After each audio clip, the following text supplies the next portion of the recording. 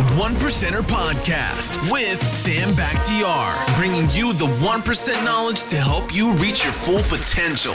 Learn what it takes to rise above the 99% and become a 1%er. Hey, what's going on? It's your host, Sam Bakhtiar with the One Percenter Podcast, and today I got my man, my boy, my workout partner, Andrew Cruz in the house. What's up, dog? What's up, man? How are you? I'm doing good, Sam. How are you doing, man? I'm great, man. I know we haven't worked out in a couple of weeks. I've been out and about, but I gotta tell you, Andrew, and I told you this before, you are one of the only workout partners that I've ever had. Matter of fact, in the 30 years that I've been working out, you're the only workout partner that I had that showed up every single day. Hell yeah. I mean, it's mind-boggling to me because I've had literally dozens and dozens and dozens. I mean, over 30 years of working out, you know, everybody and their mother wants to work out with me at 4 o'clock in the morning, but only a few lasted. I mean, matter of fact, none lasted. Let's be that. You're the only one that lasted. Matter of fact, you beat me there all the time. Pretty much 90% of the time, you are there before 4 o'clock. You're already warming up by the time I get in. And my thing is, how did you do that? I know you are a Marine veteran, and I know you're currently in the Marines. You know, is that what molded you, or you always been like that? No, I definitely was never always like this. I would say pre-Marine Corps, I was a lazy individual. The mindset wasn't really there. And what the organization has done for me is really just instilled a lot of discipline. And what is normal to me now is not normal to a lot of other people. But ever since being a part of the organization and what the expectation is, I would say it's normal to me now. And I know you do a lot of speaking now regarding what you've learned in the Marines and all the stuff that you learn and apply to everyday life. You know, I know you have a speaking gig coming up on Progression event, April 27th with Andy and all that kind of stuff. I am dying to hear all the methods. And I know sometimes we talk about, you know, you talk about some of the things that you learn. You mind sharing that with me because I'm fascinated because I didn't go to the Marines. For me, it was all out of like desperation. I wanted to become better. I just didn't want to be average. I'm like, well, I was willing to do whatever it took. And I saw what average people did, right? And I'm like, you know what? I don't want to be that. I saw my family wasting years and years and years away playing, gambling, playing cards, drinking, and just sitting down watching TV and wasting their life, wasting their talent. And I told myself, I don't want to do that. I'm going to make every second count. I want to make every day count. And here were you, somebody who was just kind of lackadaisical, kind of lazy, to your admission, went to the Marines and just came out a whole new beast at the end. Tell me what you learned. Tell me some of the principles. There's three main things that I hold true to my heart and have been the core to the discipline. To take a step back with the Marine Corps and the ethos and what the expectations are, going to the Marine Corps, I would attribute that to my mother, right? She's the one that pushed me either go to college or join the military. And she was from Costa Rica, so no military, just great work ethic, awesome positive mental mindset, and pushed me in that direction. But fast forward, there's three main things that have really set the tone for the mindset, and it came down to initiative, accountability, and then knowing yourself and seeking self-improvement. So go, is that all the three? Go say it to me one more time. Initiative. So give me an example of initiative. So for me, by the definition of it, is really taking a look at the big picture, right? You see something that's large, an objective, a goal, and then from there, it might seem complex in nature. So then from there, it's really breaking it down into simple steps, right? Steps. So for example, if you want to lose 100 pounds, you're like, okay, that's a big task. Why don't I start losing 1 pound a week? Yeah. Okay, got it. So that's initiative. Take the first step and set goals along the way. Okay. So then set those goals, break it down Barney style, simplify it, and then to where it's just, instead of trying to leap from A to Z, you go from A to B, B to C, and then just take those small wins to where it creates that big picture. It creates that momentum. The momentum. Momentum for you to keep going and all that kind of, because that's how you, pretty much, approach fitness. I know, you're just consistent. You're just consistent. You consistently work out, you consistently eat good, and that's why you're always in a great shape. Now, what's second? Accountability. Accountability. So tell me about that. So I know But I would say by nature, no one really likes to have to explain themselves. In boot camp, one of the things that were instilled within us was accountability, right? So when going into Marine Corps boot camp, you have the drill instructors, and they set the tone. They tell you what the expectation is, what the standard is, and then you must live up to the standard. If you don't, then you're held accountable. And this is from marching, standing in formation, eating, requesting to speak, because they're setting the tone for the organization. So accountability is as simple as, hey, you said you were going to do this. What happened? Why did you not do it? So like in the example of waking up in the morning at 4 a.m., I told you that I would be there at 4 a.m. and I would feel guilty even having to explain myself as to why I can't make it, or I overslept, or this and that. So in order to avoid that feeling of guilt or dislike, you just do it. Got it. So you know, that's what I do with my team. With my team, in the morning, we meet in the office at 7 o'clock. We all tell what we have to work on. We hold each other accountable, what we need to do at what time. And I know a couple of times, I express my frustrations with you. In the morning, I'm coming working out, I'm frustrated with you, and you told me how you addressed it in the Marine Corps. What you do instead of talking to them, hey, what went wrong? Well, how come you didn't do this? You put it back on yourself and say, hey, did I do something for you to, that you weren't able to do your job? Did I miscommunicate? Can you talk about that? Because the way you put it, the way you taught me, it comes off so much better than you condemning somebody. You're like, because, in life, I believe that there's no such a thing as bad soldiers, just bad generals, right? Maybe we didn't set the expectations. Maybe we didn't set the correct deadlines. Maybe we miscommunicated something. How do you ease the pain of telling somebody, hey man, you didn't get your shit done? What's up? I would say it's leadership. Yeah. From a leadership standpoint, if the people that are below us or subordinate or junior, if they did something wrong, it's ultimately our fault. So we have to take responsibility for their shortcomings, because we could have done something better. Whether it had been a little bit more micromanaging or checking in to ensuring that everything was moving as it should have been, ensuring that the message was clear and concise and there was no misunderstandings, miscommunications. Something could always be better. Nothing is ever perfect. And understanding that if something doesn't happen correct or as it could have been, there's always, no matter what, there's always something that could have been done better or cleaner or finer tuned into whatever it was supposed to be. And just staying humble, staying hungry, but staying humble and understanding that someone may have not been maliciously doing something the way you didn't anticipate it to flow. So taking that step back, thinking about it, and having a coaching conversation on how you can bridge the gap and come to a solution together is really what it is. I would say it's a tactical patience. Yeah. I mean, look, in everyday life might not mean a lot. You might have just, somebody didn't do something or somebody get frustrated or whatnot. But at war with the Marines, it could be, fatalities. A simple miscommunication and a simple, lack of leadership or, just a lack of communication can cost lives. So that's very important with that. So what's the third one? Know yourself and seek self-improvement. Know yourself and seek self-improvement. So I know you are a big advocate of self-improvement. I know you always read and you always do University on Wheels when you're driving around. You're listening to self-improvement books and podcasts and all that kind of stuff. When did you actually get started on that? I mean, when did you say, became a fan of self-improvement and say, look, for me to change my life, I got to stop watching TV. I got to stop, wasting time.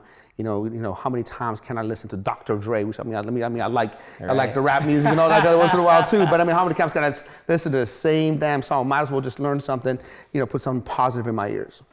I'd probably say it was about 7 years ago that I had to get out of my comfort zone and really just focus on the mindset, developing the way I was thinking. And why 7 years ago? What happened? I mean, was it a point in life? I mean, what happened all of a sudden? Like, look, man, I got to change. So what happened 7 or maybe 8 years ago, I entered the recruiting environment in the Marine Corps, and the recruiting environment is a beast in itself.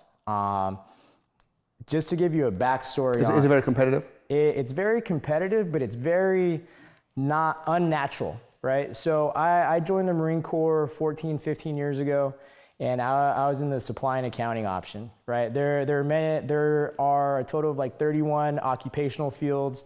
The Marine Corps has over 200, 300 different jobs, from combat, support, logistics. So at one point in time in the Marine Corps, when you're about the 4 to 7 year mark in service, you are looked at as a careerist. Like, you are in it to win it. You're looking to aim to 20 years of service, and in that 4 to 7 year window, you need to come out of your comfort zone and bloom where you're planted, and do a special duty assignment. So whether your background is in infantry, tanks, vehicle mechanic, electronics, aircraft mechanic, supply, logistics, administration, you have to do one of 3 things in order to remain competitive for promotion. One of them is embassy duty. So all of the American embassies around the world are guarded by United States Marines. Drill instructor duty. So the individuals who are down there molding and creating or making that transformation from civilian to United States Marine. Or recruiting duty. Going out there, immersing yourself within the community, and bringing in the people who are going to be the next generation of Marine Corps. I chose recruiting duty. I felt like it aligned more with my personality. I was more of the laid back, have a conversation type of guy. And so I volunteered for recruiting duty. I went through the school to become a recruiter. But even then, at the 7 year mark, I knew why I joined the Marine Corps. I was looking for opportunity. I knew and identified that I needed self-discipline in my life in order to push the envelope forward. But the challenge was, how do I communicate to another individual like yourself on how it would benefit you, or how would the Marine Corps bring value to your life to where you would then want to make that shift and commit 4 years of your life to the military or the Marine Corps. It was mentally exhausting. They teach you the science of how to speak to someone, how to have a consultative conversation, but learning the science and then performing the art, 2 different things. So just like working out, you have to get the repetitions in, you have to exercise the mind, you got to think outside of the box, and then become comfortable with listening and speaking. So from there, I was looking to try everything and anything to push the envelope forward. You're looking for a competitive edge. You're looking for a competitive edge. You want, you got the blueprint, but you're looking for more. Absolutely. And so know yourself and seek self-improvement is one of 11 leadership principles in the Marine Corps. And the 11 leadership principles, sort of like the 10 Commandments. As long as you follow the principles, you will be the best version of yourself in that particular moment. So just that one principle, know yourself, seek self-improvement, it's the very first one of the 11. And it's the one that was really burned into my heart, my soul. So just looking to see how I can become better. And by that, I discovered audiobooks, listening to podcasts, YouTube videos on how to communicate better, understanding that you should know your surroundings, get competitive information, and all of that information that I was compiling, it's just the compound effect over years has brought me to where I'm at today. So I have a question for you, man. So the reason you are on the One Percenter podcast, and the reason you're a One Percenter, because you represent, the 5 things that a One Percenter represents. You have everything together as far as faith, family, fitness, finance, and fun. I know you just came back from Costa Rica. You had a great vacation with the family. You're a man of faith. You're a man of family, and you obviously we work out and you're in great shape. And now you always work about your finances. You become an entrepreneur. You're a serial entrepreneur. I know you have a photo booth business, amazing photo booth business with, so many good reviews on Yelp. We hired your team, and your team just came in here and just did an amazing job, great customer service. And I know you have an ATM business. Were you always an entrepreneur? When did you get, that entrepreneur seizure that you all said, you know what, man, I just don't want to be in the Marine Corps. I just want to have other income streams. I want to make more money, or I want to become an entrepreneur. I want to have my own businesses. When did that happen? I would say the light of becoming an entrepreneur sparked probably about 6 years ago when I started the ATM business. I was at a friend's wedding, and actually I had seen a photo booth at that time. And I also had another friend who got into the ATM business, and he told me about it. He said that, hey man, I have an ATM, it's in a barber shop, it's cranking out like $1,000 a month. And I was like, what? $1,000? Tell me more about it. And he was like, yeah, it's just an ATM, cash only barber shop, and it's cranking out money. So from there, I've always wanted more. Going back to childhood, my mother always did as best as she could, gave me as much as she could for where we were at. I grew up in a single parent household, so I would say that it was definitely humble beginnings. We didn't have everything that I wanted, but we definitely had everything that we needed in order to live and do as much as we could with what we had. When I saw an opportunity to create more revenue or more money, I started doing the research, started looking into it. How do you do this? How do you do that? And at the time, I was already in the recruiting environment. So I had been introduced to sales, or having the sales process in the back of my mind, from making a list, reaching out and prospecting, setting appointments, doing a sales presentation, closing, gaining commitment. And I just applied what I learned in the military from the recruiting environment to the ATM business. So I created a list of... It's the same discipline. It's just discipline transferred over to entrepreneurship, right? Yeah. Would you say your success in business has a lot to do with what you learned in the military? Yes. Awesome. So what you learn in the military, the discipline, the principles, the core values, you apply to your businesses, and now your businesses are generating you a very good living, well into the six figures, and now you were able to do that. So Marine Corps really has changed your life. Marine Corps absolutely changed my life. It created the foundation. It was the foundation of discipline has been huge, from just attention to detail, inspect what you expect, trust but verify, and just are those things some of the 11 things on there, or can you just really quickly, if you know it off the top of your head, go over all the 11 things? Do you know all of them? I don't know all of them by heart, but just throw some out there for me. I'll throw some out there. It's know yourself and seek self-improvement. Love that. Set the example. Train your Marines as a team. Seek responsibility. Be technically and tactically proficient. What is the difference between technical and tactical? Give me an example. I would say that it would be understand what your job is, and then be able to execute it efficiently or execute it well. Got it. Okay. Know the capabilities of your Marines and execute them as such. And then I'd have to circle back. No, but that's great, because I'm fascinated. I'm fascinated because a lot of times I've talked to a lot of the Marines, and they have built amazing discipline. And I think in life, one of the biggest factors when it comes to success is self-discipline and delayed gratification, which requires self-discipline. You know what I mean? A lot of times, I don't know if you ever read the book, called the, God, what was the book called? Don't Eat the Marshmallow. Okay. Have you read the book? No. There's a marshmallow study. I think it was at Stanford or Harvard in the 40s, where they brought a marshmallow in front of like 11 or 12 kids, and they said, for every so many minutes you don't eat the marshmallow, we'll give you double the marshmallow. And some kids just ate it. Some kids were able to sustain and not eat it. Some kids just took a bite of it, put it back. Some kids just licked it, put it back. Yeah. But then they followed these kids for the rest of their life, and they found out that the kids that were able to not eat the marshmallow were able to become more successful in life. And the reason for that, were they able to delay gratification. So a lot of times, for example, you and I work out. how many times in the morning have you in the past got up? I mean, not lately, but because you built the discipline, the habit, it's a part of you now. You know, got up and said, oh man, I don't feel like going. Oh, you're trying to figure out an excuse. Oh, it's too cold. Oh, I feel a little sick. Oh my God, my shoulder hurts.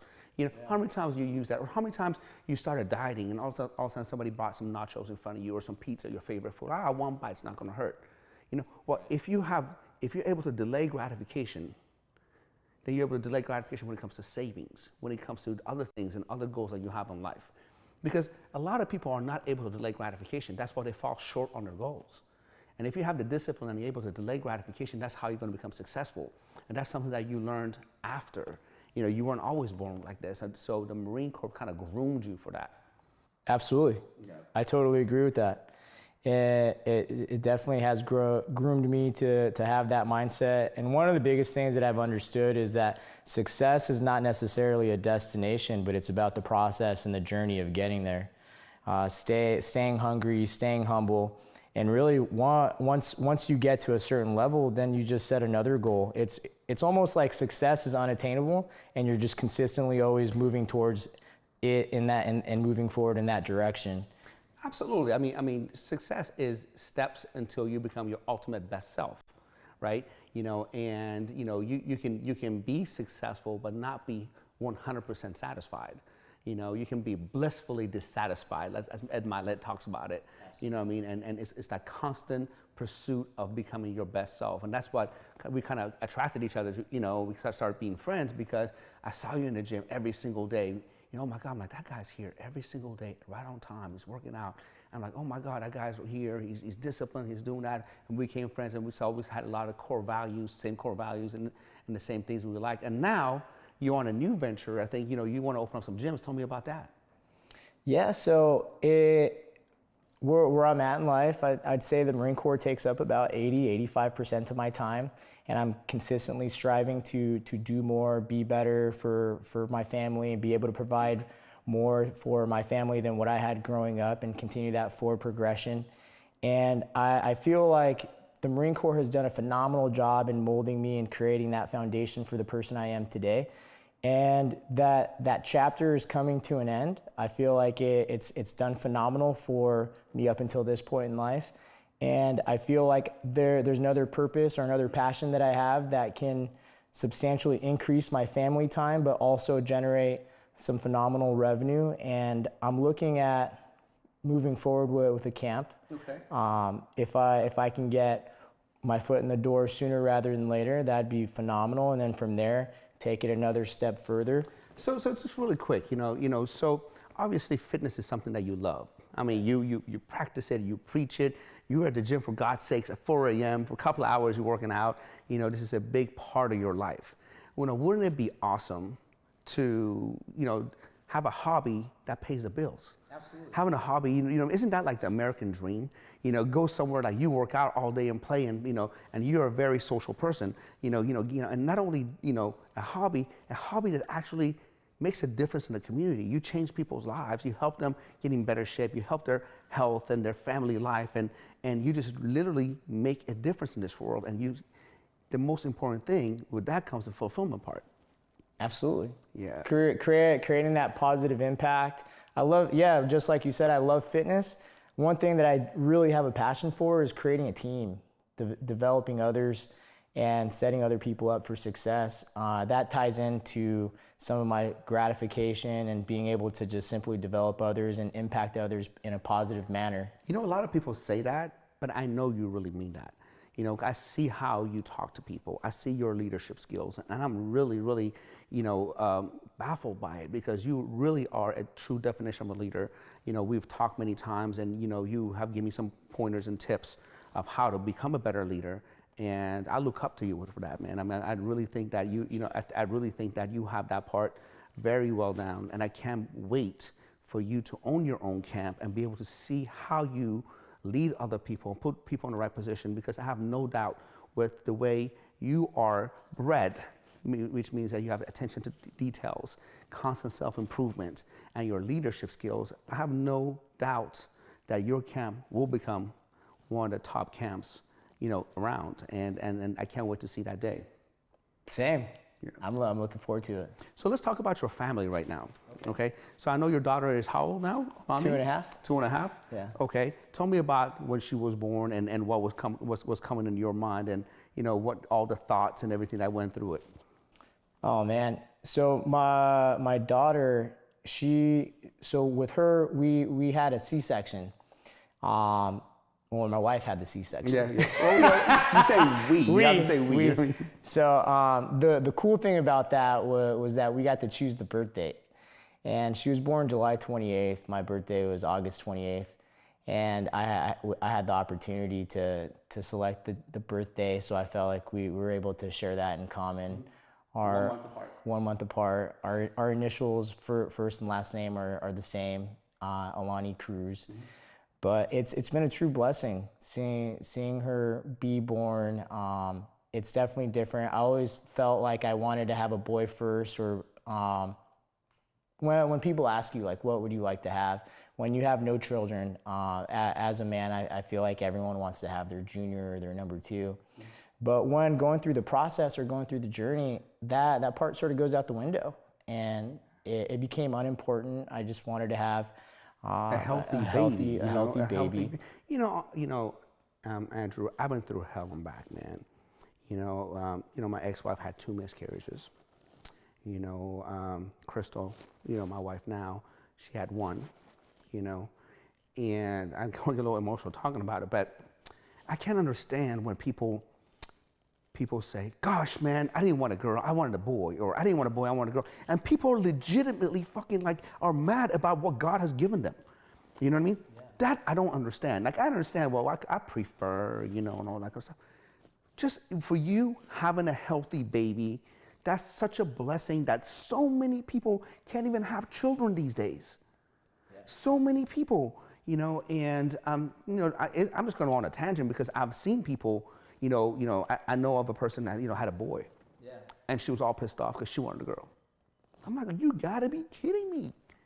I know, a very close friend of mine, that they've tried and tried and tried and tried, they couldn't have kids.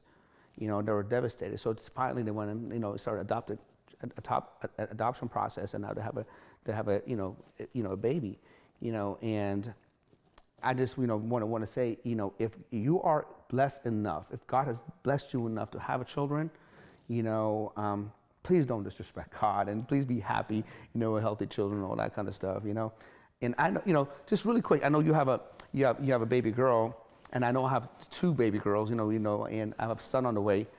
One of the things that I've learned is that once I had a girl, I was actually very happy about that. I thought because I know the girl's going to be always with their dad. Yeah. I can cuddle with a girl to whatever time. After a while, the boy's like, hey, I don't want to cuddle with you, dad, right? Yeah. And I don't know, just something about a girl saying daddy, and then this just melts my heart. Does that happen to you when the first time she said daddy, and you're like, oh my God, you're like all your defense mechanism all of a sudden just shuts down. No, I could totally relate with that. The first 9 months of life, it was really bland because they just lay there for the most part. But I remember vividly that at the 9-10 month mark, that's when they start creating their personality. Things are starting to come out more. Their first words are starting to come out. Dada was the first word that came out. So not mama. Not mama. Yeah. I win for daddy, for God's sakes, man. I'm tired of moms winning all the time. I took the W on that one. But as she's gotten older, man, she's 2.5. At the 2-year mark, she started saying more words. Started saying I love you. 2.5, she's putting phrases together. We don't even know where she's learning some of these sentences, but it's just amazing when she asks you how your day is, or I ask her how her day was, and she's like, good, how was your day? And but yeah, the I love you, and then just seeing her personality just shine, it's really been a blessing. How have you changed as a man, because of Alani, because of your daughter? How have you changed? I know for me, I'm gonna tell you, for example, I remember when I saw the 3D ultrasound for the first time with my firstborn, I was like, oh shit, this shit is getting real. I'm like, all right, I need life insurance. Yeah. I literally went and applied for life insurance. I had 2 motorcycles. I put them up for sale right away. I literally became Papa Bear. Like, okay, now I got to be able to, oh my God, I can't get in an accident. I don't want to die. It's just not about me, because I was the only child. Were you the only child? Yes. Okay, so I was the only child. So being an only child, Andrew, I was always about me. It's all about me. I didn't have nobody. I didn't know how to share. I always had my own room. I had my own toys. I didn't share with anything. So when I graduated and started having my own business, I started making money. It was all about my cars, my clothes, my swag. Sam, and I was a bodybuilder, the most selfish sport, and it's all about, Sam's workout, Sam's muscles, Sam's meal prep, Sam's protein shake, Sam's tanning, Sam's posing. Then all of a sudden you have this individual, this child that you brought in, and you're like, oh my God, man, this child depends on me. I need to perform for this child to be able to perform and be able to be alive. How that happened? Did you have like a Papa Bear moment, an aha moment, like, oh shit, I need to get my shit together? Yeah, now I would say now more than ever, especially having a little girl. I want her to grow up and be an alpha female, dominant woman, strong, powerful. But everything I do now is for her. So going back to those leadership principles, set the example, know myself and seek self-improvement. There's for sure a high level of selfishness that I grew up with, because I didn't have to share with anyone. If anything, as I've gone older, I've become more mature. I'm willing to share more or be less selfish, but really everything that I'm doing in life is to create a positive impact for her, set the tone, be a role model so that she knows what to expect from a man as she's growing up, so that she sees Kelly and I and how we interact, and we don't argue, and we have dialogue and conversation whenever we're not on the same page. But And Kelly, your wife seems so supportive. She seems so supportive. She seems laid back. I mean, from what I can see, you know what I mean? And does she at times get a little frustrated, because as entrepreneurs, we're always on the go. Yes. I know. I'm gonna tell you firsthand, man. It's not always. My wife, sometimes I have to sit down and talk to her, or I have to give in. I know a couple of times, she put her foot down. I couldn't meet with you Sunday morning at 4 a.m. Yeah. I told you, hey man, I'll meet you for legs Sunday morning at 4 a.m. My wife was like, really, Sam? You don't have to sleep with me one night, and all that kind of stuff. So I know there's times that, my wife, puts her foot down and say, you know what, I need more attention. I need all that kind of stuff. Yeah. Do you get that at times? I do. You do? I definitely do, and I definitely feel blessed and fortunate for how understanding Kelly is. Yeah, I mean, she definitely is understanding. I mean, she lets you do pretty much everything. You know what I mean? But every once in a while, we as entrepreneurs get carried away. If you let us, we work 24/7. We don't run 24/7. Next thing you know, man, it's like we don't put enough time and effort into the relationship, and we just think, oh, they understand, and we just need to work. And where they're gonna kind of ground us and be like, hey man, we need some love too. We need some attention in the family life, And so tell me an example that's happened is, that you kind of like lost track and just say, no man, we need some time. Can you give me an example? No, yeah, totally. As you're speaking to me and telling me, I could already imagine everything was piecing together in my mind, and it was really with the photo booth rental company, and we're in year 3. Year 2, we crushed it. Year 1, definitely it was above and beyond whatever expectation. But when I first started, I was the one doing the photo booth events. I was going out there, I was doing the setup and everything. And a lot of those times are on the weekends too, right? All of them, for the most part. They're pretty much all on the weekends. So it's like I work Monday through Friday with the Marine Corps, and then I had a weekend business. And I was doing all the events, and it started to get old for her if I had to work Monday through Friday with the Marine Corps, and then Saturday and Sunday I'm doing photo booth events, and then back to Monday I'm going back to the Marine Corps, doing the work. And as we were growing, I was getting more photo booth units, or actually she put the pressure on me I need to figure this out, because this isn't working out for her, because there's no family time. And I saw where she was coming from. I definitely understood. But what that did for me is it made me think about, how can I make more money but spend more time with my family? So I had to create sort of like a system, or not sort of, but I had to create a system within this small business that I was establishing to where I capture more business. So I went from 1 photo booth to 3 in the first year. And leverage your time better, right? Leverage my time. She put a restriction. You can do 1 event a weekend. So that's the way it was going. But I was getting many requests or many bids for events. And then as I went into year 2, I expanded from 3 photo booths to 6, and I was still doing 1 event a weekend. And I had to figure out a better way to expand my family time, because the Marine Corps is very demanding when it comes to time. Now that we're in year 3, I'm very hands off. I'm able to reap the benefit of being a business owner. I'm still involved or engaged, but I would attribute the scalability or the success to her. She pushed you, right? Because she pushed me. So have you ever read the book, The E-Myth by Michael Gerber? So E-Myth is a classic book by Michael Gerber. It talks about how most small businesses don't own a business. Most small business owner, the business owns them. They can't leave their business because the business demands so much of them. So they basically bought themselves a job, right? E-Myth is by far one of the greatest business books, right?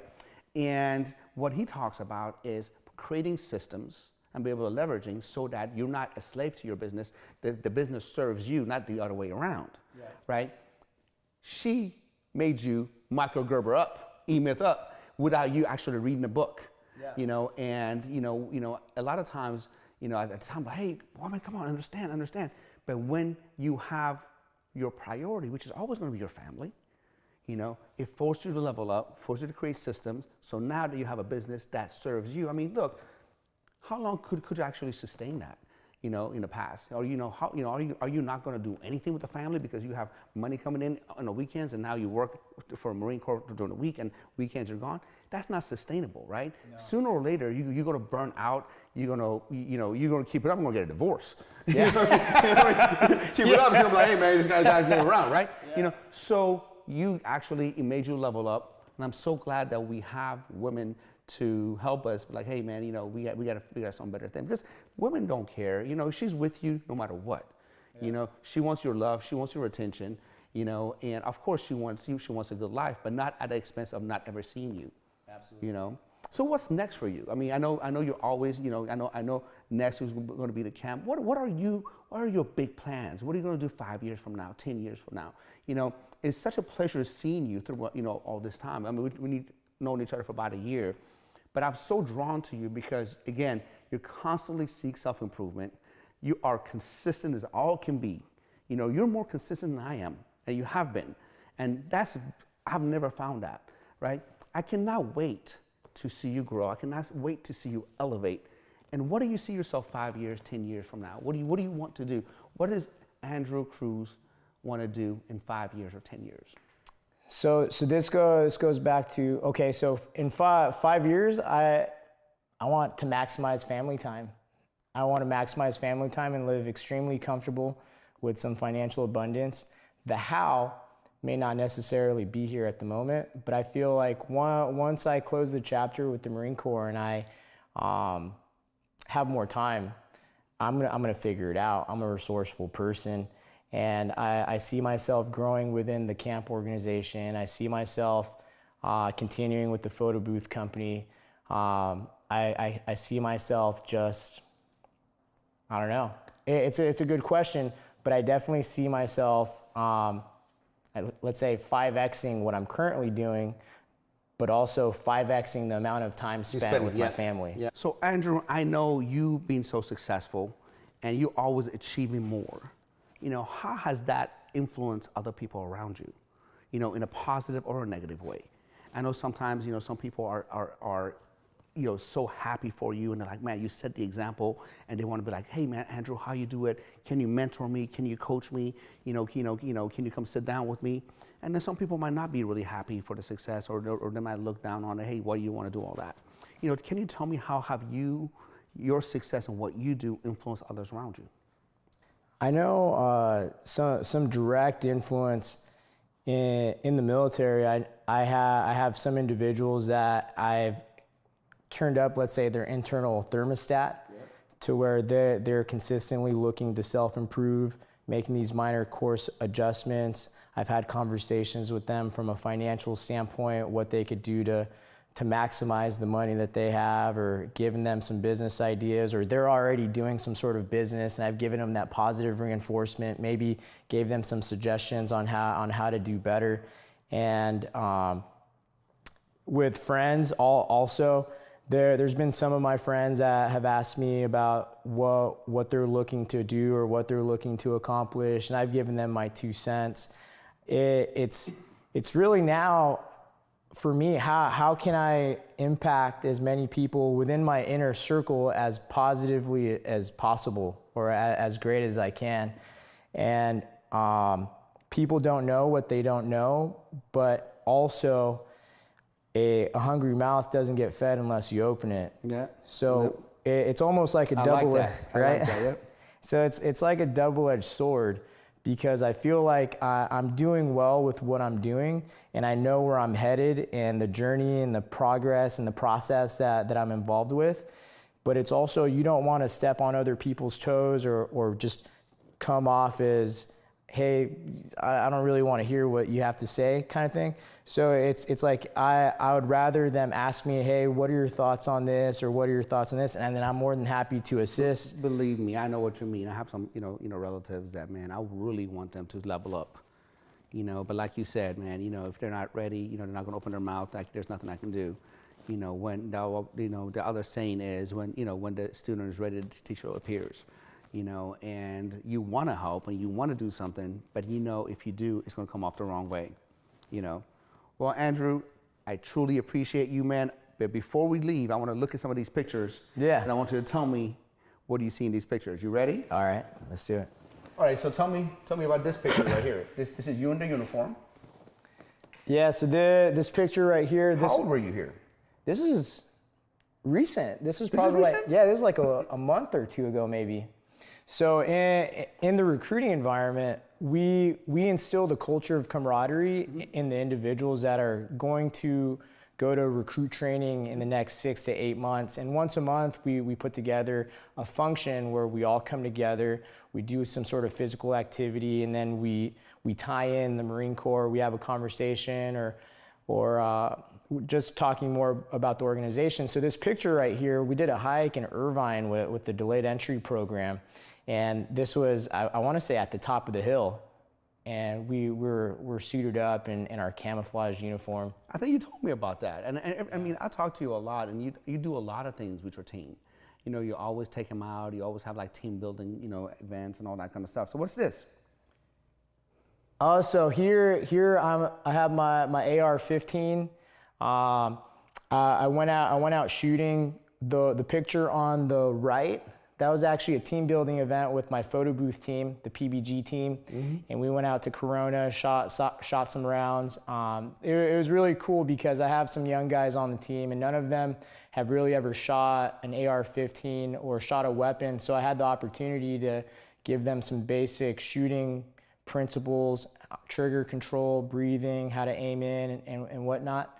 The other picture on the left, that was me with my father-in-law. He's not in the picture, but we were in Utah and just unloading some rounds downrange. That's an AR-15 as well? Yeah, it's AR-15. So tell me about AR-15. Tell me about the weapon. I'm just, I've never shot a gun in my life. Oh, you gotta go shooting. You gotta take me. So tell me about how powerful it is and what is it used for and how many rounds and all that kind of stuff. So the AR-15 is the civilian version of the M16. The M16 is what the military uses, and that's the service rifle for the Marine Corps. Mm-hmm. It's a very accurate weapon system. It can, I think in the civilian sector, we can have up to 10 rounds, but in the military, we have the 30-round magazine, and it's the weapon of choice. It's reliable. It can go a long distance. In the Marine Corps, we shoot annually. In the recruiting environment, I haven't really been shooting too much, so I got myself one. But in the fleet forces of the Marine Corps, we have to qualify with the M16, and we shoot from the 200, the 300, and the 500 yard line, and we have to hit center mass, black on target and ensure that we're efficient or proficient with the weapon. It all starts in boot camp. We take it apart, we put it back we take it apart, we clean it, we put it back together. So we're very, I would say, intimately familiar with the weapon. Yeah. So I need to know. So AR-15 is a civilian version of M16. Yeah. Okay, I've learned something new. All right. So tell me here, what's on the left and what's on the right? So on the left, that was the day I graduated from Marine Corps recruit training, San Diego. And that was May 21st, 2004. Two of my high school buddies came out. On the left, from left to right, is my friend Matt Manderville. Still keep in contact with him. I don't see him. What kind of glasses were there back in the day? Holy cow, like back in the future. I think those are like Arnett's or Oakleys. Yeah. A good friend of mine, John Roby, right next to me. We went to high school together. We went to Marine Corps boot camp together. Then myself, I was 155 pounds soaking wet. Oh my God, yeah. And then you know my friend directly to the left of me or on this side, Archie, who's now a trainer at Self-Made. Where's Archie? You know, it's the guy right there with the white sunglasses, black shirt, blue jeans. Yeah. Oh my God. Wow. That's him, like 50 pounds lighter. Oh my God, man. That's crazy. That's fun. And then Archie's yoked up now. Yeah, he's a big dog now. And then on the other side, that's the recruiting environment, or that's my recruiting team from a few years ago. We're close. We were down there for a graduation of one of the kids that had just graduated from Marine Corps boot camp. Took a picture. So tell me this, at the Dodger Stadium. Yeah, so here we are with Justin Turner, my buddy Keenan Wubbs. But one thing that definitely has its perks is the Marine Corps dress blue uniform, and it's worldwide renowned, but it's also a VIP ticket whenever you go to any kind of special event. So being in the recruiting environment and us being immersed in the private sector, we do some community events from time to time. Here we did a flag unfurling on the field for one of the playoff games when the Dodgers were going into the World Series. But we took it upon ourselves, you know, the game was over and we wanted to see how far we can push the envelope with our uniform, and we made it down to the field and got an opportunity to snap a picture. Well deserved, man. Anybody in the service, they deserve that. All right, this is your wedding? Yeah, that was my wedding. Kelly and I got married. What a beautiful lady. Thank you. Inside and out. You know, I had the pleasure of meeting her a couple of times, and just you and her, such an amazing couple. You know, you guys like the perfect American family. You know, so tell me about the wedding day. Were you nervous? Wedding day, we were nervous. It was a moment that I'd probably never forget. A little chunky here. Seeing her come down the aisle. Who, me? Yeah, there's definitely a lot less cardio back in those days. But yeah, we had a phenomenal story. We met in high school, freshman year of high school, and we kept in contact. We dated throughout our adult years, and I had the good fortune of asking her to marry me, and she somehow said yes. Yeah, they all say yes. We don't know why. All right, so let's talk about your supplement company, Olive Drab. Yeah. So I want to talk about your supplement company. I know you have a kick-ass pre-workout. I mean, I remember, trying your pre-workout, that thing is no joke. I mean, I loved it. I went to the gym, I beasted out. It's just, 8 grams of citrulline. It's just, you didn't go with a cheap formulation. You went with the best. So tell me about, your vision with that. Why is it called Olive Drab? And why'd you get in the supplement game? So Olive Drab Performance, we named it Olive Drab. So it's co-founded with myself and my good friend Thomas. Mm-hmm. And we called it Olive Drab because it's the military color. We wanted to definitely have a tie-in of it being a veteran-owned company. My friend Thomas, he is a combat veteran. And one thing that has been big in the Marine Corps, that's a big part of our culture, our organization, is fitness. Fitness is something that I've always been intimately involved with, and what better to have this passion project, but also company that we're building a brand, creating the culture. Extremely excited about where it's going. We launched in December with the pre-workout blue raspberry, and by the way, I mean, I'm not saying that, you know, because you're a friend of mine. You know, the shit is legit. Yeah. You know, the stuff is legit. It's loaded. It's not like just a pre-workout, but it's loaded. You want to talk about some of the ingredients and everything that it has, and where can we get our hands on? Okay. So some of the ingredients, we have 350 milligrams of caffeine, so it definitely gives you that bump in energy.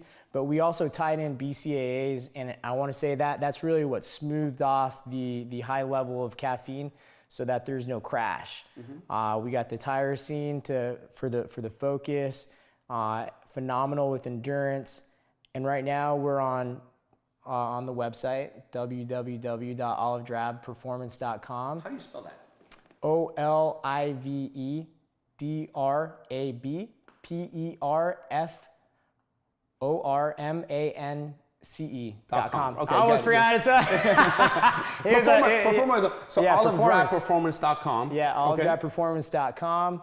We're currently in self-made Costa Mesa, self-made Chino Hills.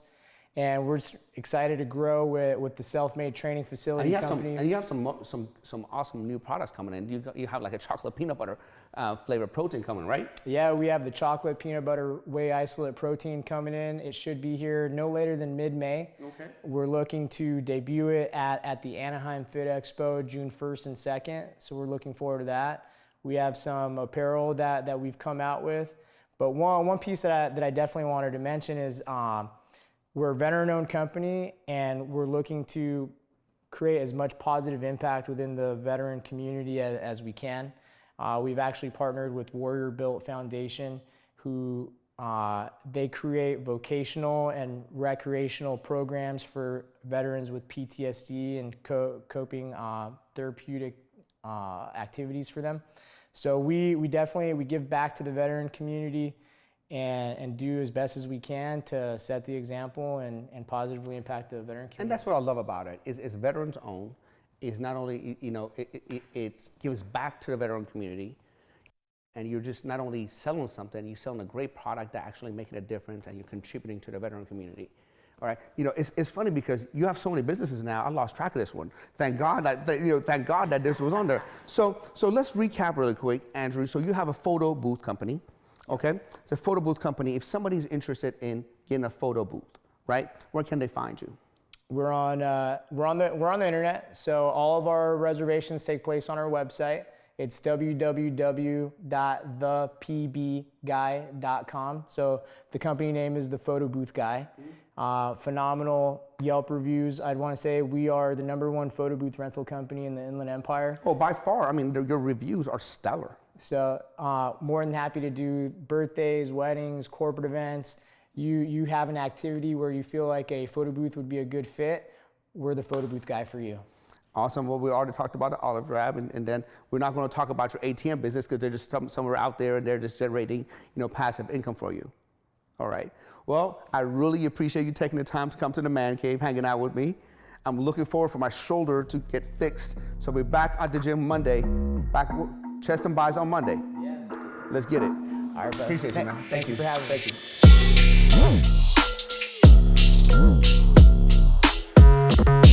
you.